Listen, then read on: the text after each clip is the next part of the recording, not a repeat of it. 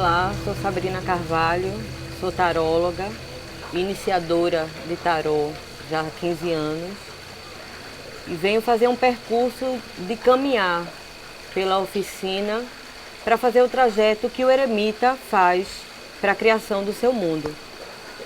Aqui na oficina a gente está, principalmente nesse lugar aqui, a gente está num templo de criação, onde a vida começa. É visível a intenção de Francisco Brenan de criar uma cosmologia aqui ao redor da sua oficina. Cada criação dele representa um passo arcano e hoje eu vim falar sobre os arcanos.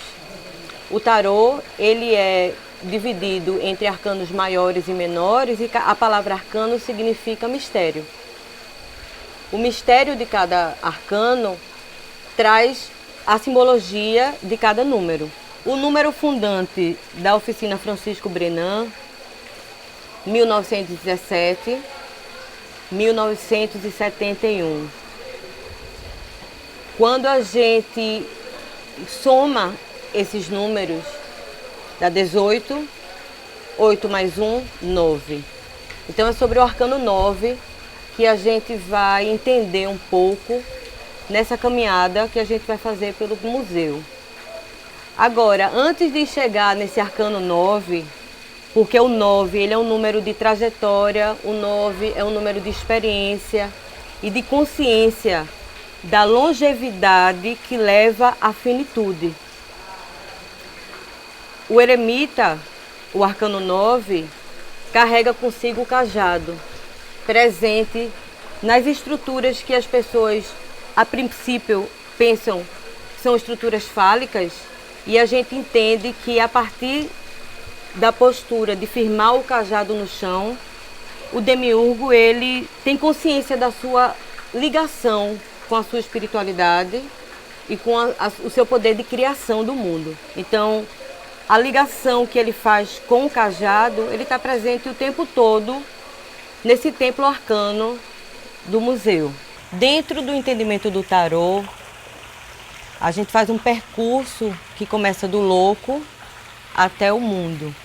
O louco sendo a representação tanto do vazio quanto de algo que vai explodir em vida, de algo que vai iniciar. Aqui no ovo, nos ovos, né, que a gente encontra aqui na oficina, a gente vê que quando o ovo eclode a vida, inicia-se uma caminhada. O louco se transforma em mago, se transforma em sacerdotisa, se transforma em imperatriz, se transforma em imperador. Até chegar no eremita, a gente vai caminhando e primeiro encontrar o forno da autotransformação e do entendimento sobre os 4 elementos do mago. É importante saber que para a criação divina, os 4 elementos, eles são elementos alquímicos fundantes. Aqui nesse lugar, a gente tem água das fontes, a gente tem terra do barro, o fogo representado pelo pássaro roca, que é o cajado do demiurgo, e o ar, que são os pássaros que aqui circulam.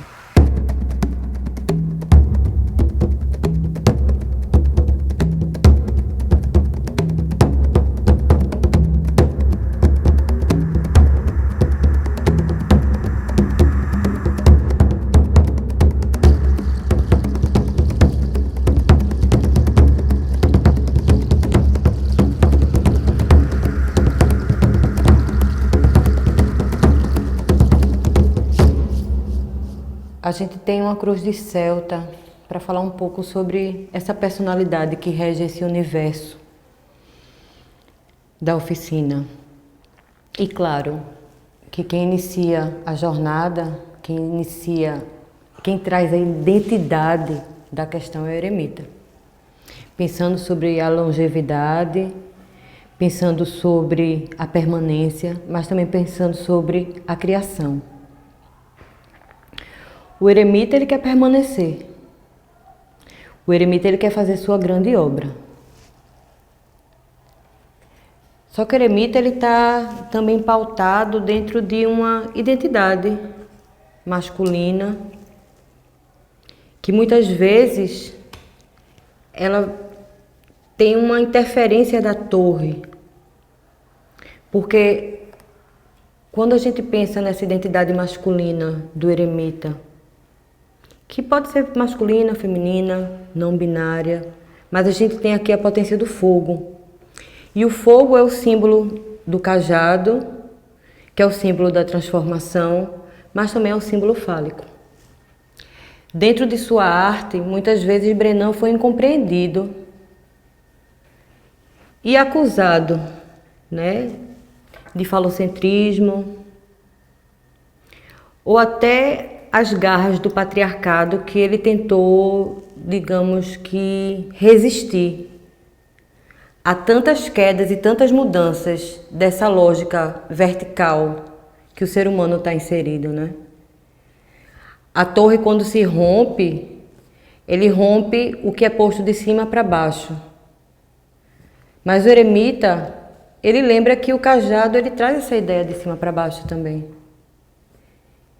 Então, que desafio é esse de permanecer com esse símbolo que representa a criação e a expansão do fogo e, ao mesmo tempo, pauta um assunto tão delicado nos tempos de hoje, que é a presença patriarcal, a presença falocêntrica.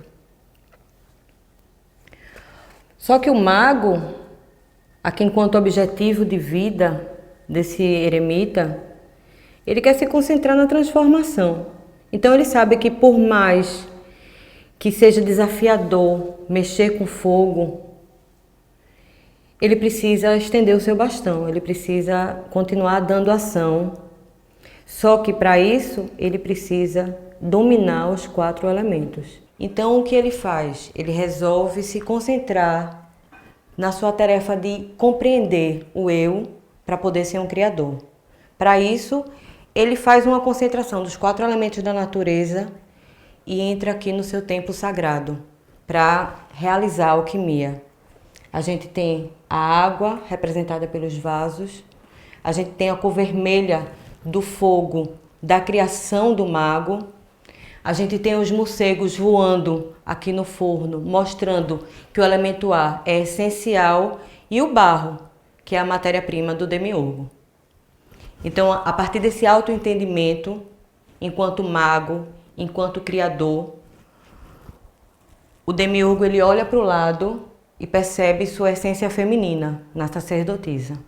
Quando eu falo em demiurgo, eu falo em Francisco Brenan, com a sua consciência magista e o entendimento do que ele pode criar, o universo que ele pode criar.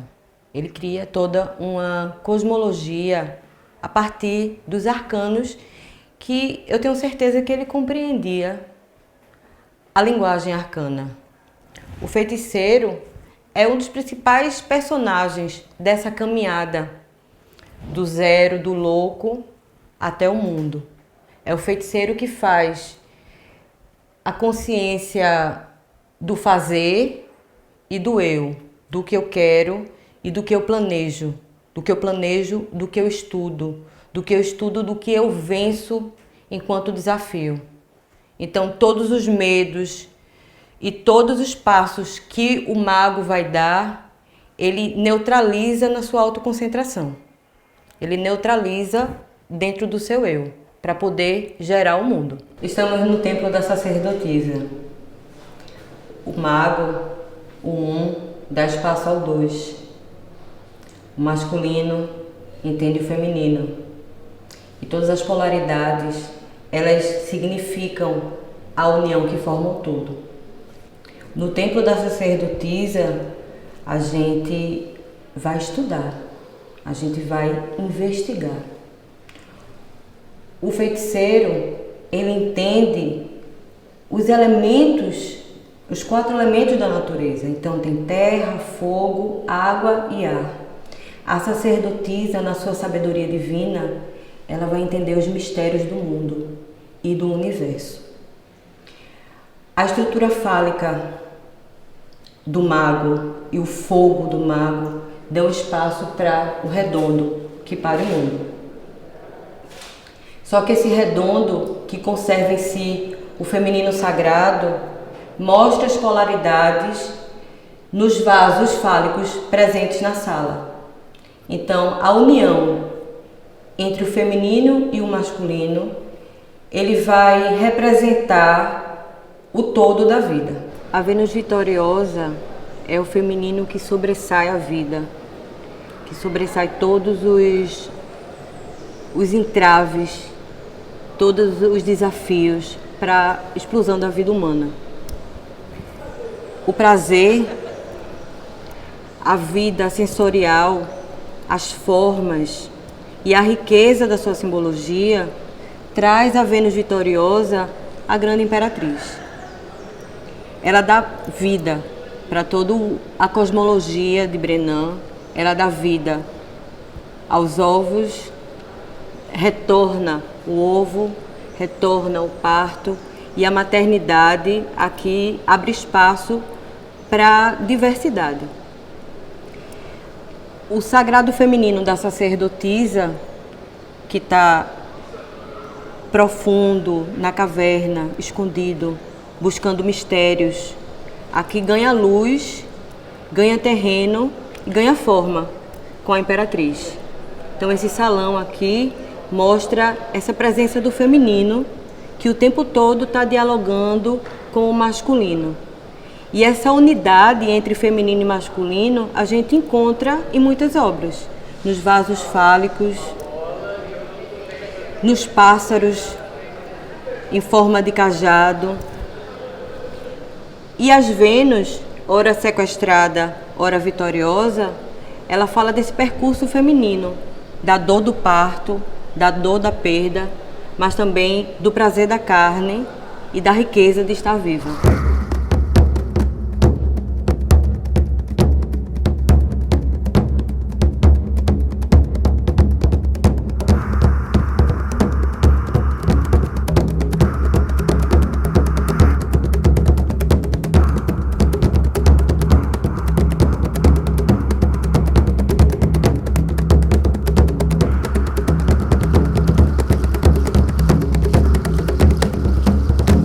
Talvez no começo da trilha, quando o mago ainda era o louco, ele não imaginava a quantidade de coisas que ele ia realizar e o mundo e o universo que ele fosse formar. Primeiro ele tem as ideias absurdas e diz: será que eu vou conseguir? Por onde eu vou para chegar lá? Aí ele entende: eu chego lá se eu der a luz, se eu mexer na forma, se eu mexer nos sabores, se eu mexer na textura. É o prazer da forma. Enquanto ele toca nas esculturas, enquanto ele modela, ele cria e ao mesmo tempo desfruta. A imperatriz é esse desfrutar. E a presença, né, feminina o tempo todo na obra. A identidade e os recursos internos de Brenan, eles trazem a eremita para representar a consciência dos opostos complementares. O mago, ele não pode só mexer com fogo, ele entende que tem que alquimizar o fogo com a água, ele entende que tem que alquimizar o fogo com o ar, ele tem que alquimizar a terra com a água, ele tem que estar mexendo nos opostos complementares. Ele precisa entender o calor e o frio, o claro e o escuro, o ter e o não ter, o sagrado feminino que recebe e concebe a ideia. Mas assim como a torre, ela traz o desafio do fálico, o diabo, ele traz o desafio do domínio do fogo, né? Como eu vou dominar o fogo e como eu vou exercer o meu poder pessoal diante de tantas formas que me relacionam com a criação e ao mesmo tempo com a sexualidade, porque a sexualidade, ela é um caminho de criação, é um caminho criativo também. Aqui, quando as pessoas olham para o mago, ou o eremita, ou o demiurgo, e veem o diabo, eles veem também todo o lugar do prazer que muitas vezes ele não é dito, que muitas vezes ele é oculto e que é necessário ao mesmo tempo. É um desafio o diabo, porque o diabo ele não é que ele seja maligno. Nos arcanos do tarô ele não traz esse maligno, mas ele traz a consciência material. Então ele precisa ter a consciência da sua matéria para poder alquimizar. E ele entende, assim como o eremita, que está preso à sua realidade material. E essa realidade material ela é perecível. Bem, aqui a gente tem o símbolo do eremita. Cada bastão desse, cada bengala dessa corresponde ao As de Paus. O As de Paus, como eu falei, é o fogo, que é a grande manifestação alquímica de Brenan. Quando nós juntamos 3 bastões, temos aqui um 3 de Paus. E a ideia de Brenan, do olhar para frente e permanecer, está aqui nesse arcano. Olha para frente, planeja quem eu vou ser, como eu vou chegar, e eu passo por todos os desafios emocionais para alcançar o objetivo. O grande objetivo, a grande meta, é a ideia desse arcano. Eu tenho uma meta a ser cumprida. Para isso eu preciso sair da minha zona de conforto. Coincidentemente, nesse cajado a gente tem um cavaleiro caindo do cavalo. Isso faz um diálogo muito interessante com o 3 de Paus, porque é importante eu sair do meu lugar de poder. Quando eu estou em cima do cavalo, eu estou em cima do poder, né? Eu estou empoderada, eu vou mais rápido, vou mais longe. Então, quando eu saio do cavalo, eu boto os pés no chão e eu entendo o que é básico e necessário para continuar a caminhada. Para o eremita, é necessário ter o apoio do seu cajado e da sua consciência criativa, através de cada As de Paus desse. Aqui encontramos a grande cosmologia do eremita. Ele resiste através do tempo. O eremita, ele é Saturno. Ele observa as serpentes dentro da taça. Aqui é a marca da memória do tempo, a memória da água, que recebe o fogo criador das serpentes. Aqui Brenan, ele faz uma alquimia entre água e fogo e simboliza o tempo como algo que fica e que muda. Ele registra e ao mesmo tempo transforma. Mas Saturno e o eremita, eles vigiam a Terra, aprisionadas à finitude, aprisionadas ao passar do tempo que acaba e termina, e finaliza e mata as coisas. Só que Saturno e o eremita, ele resiste através do tempo. O número 9 é o número de resistência e de experiência. Então, através da sabedoria de Brenan, através do conhecimento que ele adquiriu, unindo o feminino e o masculino, unindo a sacerdotisa e o mago, explodindo a vida do ovo, vivendo as formas da imperatriz, ele encontra aqui a vitória do equilíbrio da água e do fogo. Por exemplo, se a gente olha essa taça, esse vaso com serpentes, a gente pode conectar diretamente com o arcano 7, que é o arcano do carro. Mas isso não parece um carro. Mas o carro, ele vem justamente falar da vitória do equilíbrio dos elementos. E o fogo que Brenan traz é a permanência do tempo. O tempo que transforma, o tempo que faz conduzir esse carro no espaço e a prisão da finitude. Ao olhar para Ubris, quem olha e só vê um objeto fálico, perde a analogia que o Brenan faz ao seu cajado, a sua ponte de apoio espiritual, a sua ponte de apoio para o passar do tempo e a sua ligação entre terra e céu. A base da Ubris é a ligação dele com a terra, com o que é material, com o que é feito por ele e pelo mundo. O topo do cajado é a ligação que ele tem com o cosmos e com o mistério da vida. Aqui, o topo, ele vai para o céu. Então, ele faz a nossa ligação material com a nossa espiritualidade. Aqui a gente tem um as de paus, que é o símbolo do fogo. E o fogo é o grande transformador e o grande alquimista na obra de Brenan. Então, agora, quando a gente olha para as figuras fálicas, é bom lembrar do instrumento do eremita.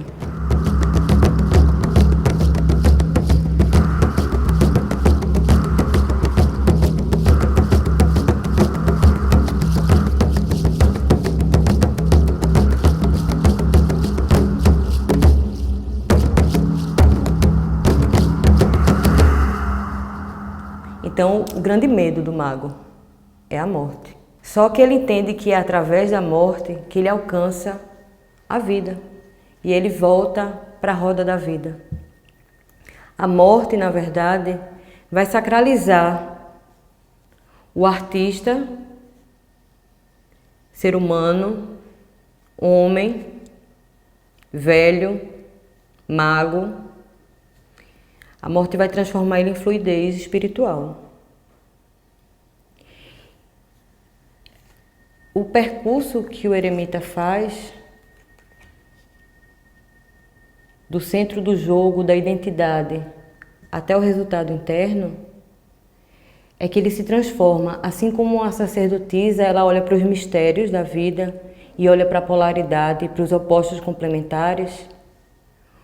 O eremita se transforma de fogo para água e se torna sagrado e volta para a eternidade. Estamos no templo do sacrifício, o templo do sacro ofício. O sacrifício que o tempo faz em permanecer e a resistência da vida que não quer morrer. Aqui a gente tem a permanência do demiurgo em sua urna funerária. Temos a presença das caveiras, falando do símbolo da morte, que faz a transição entre um pendurado, representado pelos ganchos, que percebe a necessidade de transformar o material em espiritual.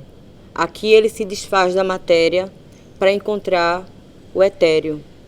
Aqui ele se desfaz da matéria para encontrar o seu eu espectral. Nem os imperadores, eles estão livres da morte. Estamos todos presos e todas presas à finitude. Então, no templo da finitude, temos a proteção angelical da temperança, que permanece a fluidez da vida. Aqui a gente finaliza e aqui a gente recomeça. 2019 é o ano de partida de Brenan. Se a gente soma, dá 12.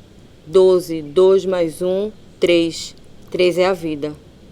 Então, a partida dele é o recomeço de uma nova vida. Aqui ele flui para o universo.